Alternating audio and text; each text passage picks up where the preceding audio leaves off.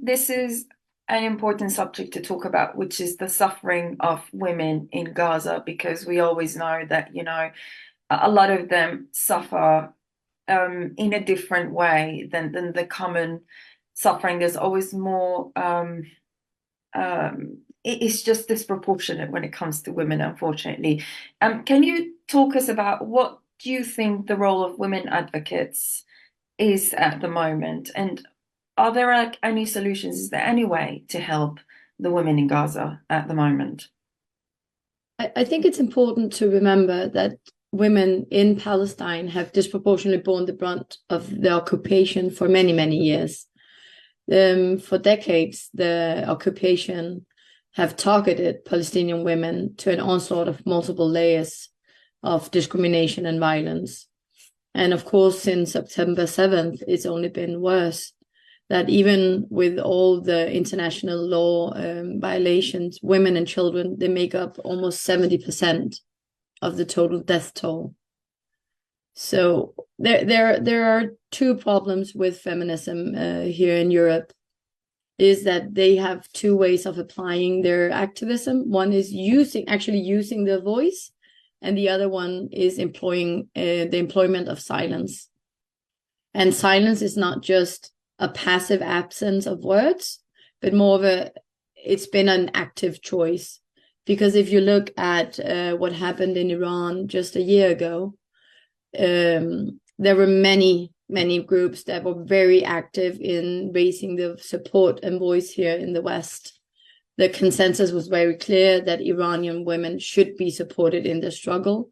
And I think right now, here a year later, it's been very obvious the silence that's been speaking louder than words. So I think it's important that especially like Black, Indigenous, and maybe marginalized communities within feminism should be the ones who are most vocal in their support. We've seen it here in Denmark that, especially in the beginning, in the demonstrations, it's been hijabis and other brown people that's been the most active. And then, of course, the West has joined along. Actually, we've been quite lucky. Especially here, I'm not sure how it is other places, but here they've tried to ban demonstrations. And even though it's a constitutional right, so of course it hasn't been possible. And we started out with daily demos. Now we have 3 a week and a larger one. And I think the marginalized communities within feminism have been the ones that's been speaking the loudest. We have the aunties walking in the front with the banner, with the flags. They're holding cake sales. They've really been a good front person, a really good example. And I think that's what we need within feminism, to be able to help women in Palestine, because it's been very obvious that even though there are like several international laws, there's Article 2 of the Convention of Prevention of Genocide, Article 6 of the Rome Statute, which is prevent and punish acts of women and children. Even though we have all these international laws, the settler colony is not taking these laws into consideration. So I think here in the West, the marginalized communities should really speak up. We should rally together and march first in the March for Palestinian Women. They don't have a voice.